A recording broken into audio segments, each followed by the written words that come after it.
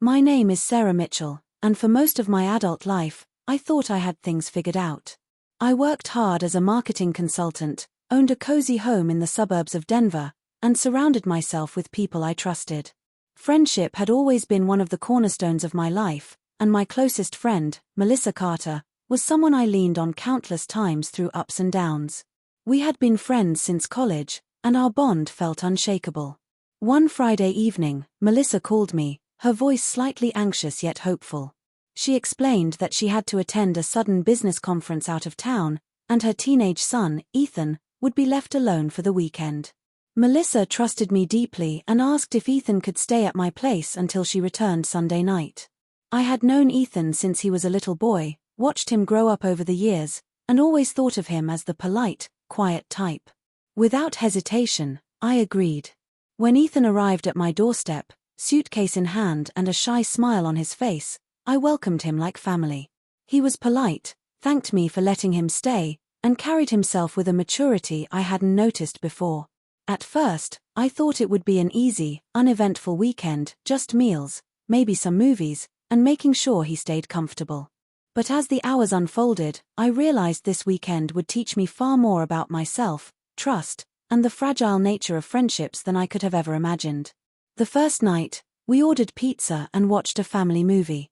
Ethan mostly kept to himself, his headphones in when he wasn't talking, scrolling through his phone. I noticed he looked a little withdrawn, not quite his usual self. When I asked, he shrugged and said he had been stressed about school.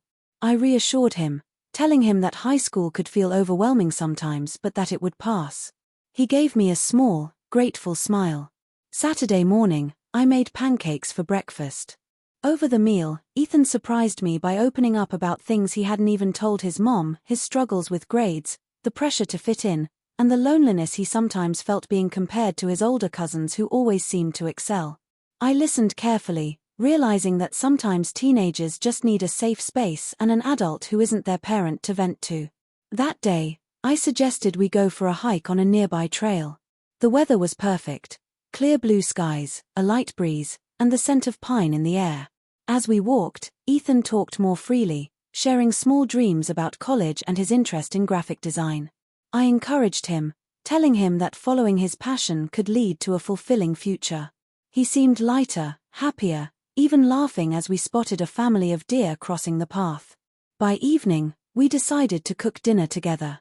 I handed Ethan the role of chopping vegetables while I worked on pasta sauce.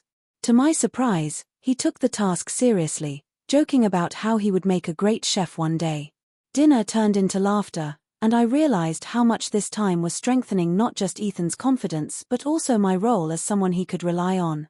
But later that night, while putting dishes away, I stumbled upon Ethan's phone lying on the counter, unlocked. Out of habit, I glanced down and what I saw made my heart tighten. There were messages between him and some friends, mocking me for being the overprotective babysitter and making fun of Melissa for trusting me so much. My face grew hot with embarrassment and hurt. For a moment, I considered confronting him immediately, but I chose to breathe and reflect. I reminded myself he was still young, caught between childhood and adulthood, and maybe venting with friends was just his way of coping. Still, it stung deeply, especially knowing how much I had tried to make him feel safe and welcome.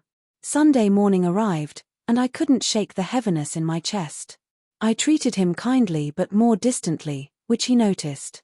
Finally, before Melissa came to pick him up, I decided honesty was best. Sitting him down at the kitchen table, I told him I had seen his messages. His face turned pale, eyes wide with shock. He immediately apologized, fumbling over his words, saying he hadn't meant any harm, that it was just jokes with friends. I explained calmly but firmly that words have weight, and trust is something fragile, it takes years to build but can shatter in seconds. To my relief, he listened quietly, guilt written all over his expression. He promised he would do better, not just with me but with the people who cared for him. When Melissa arrived that afternoon, Ethan hugged me tightly before leaving, whispering thank you in a way that told me he understood the lesson. I didn't tell Melissa about the messages, I knew he had learned his lesson, and some battles are best left between the people directly involved. That weekend, I realized something important: trust is a two-way street. Even when hurt, offering guidance instead of anger can leave a lasting impact. Ethan left my house not just as a guest but as someone who had grown, and I, too, grew by learning to balance care with boundaries. To this day, Melissa still thanks me for being there when she needed me most, and Ethan always greets me with a respect that wasn't there before. Sometimes, life gives us unexpected challenges, not to break us, but to teach us lessons we didn't know we needed.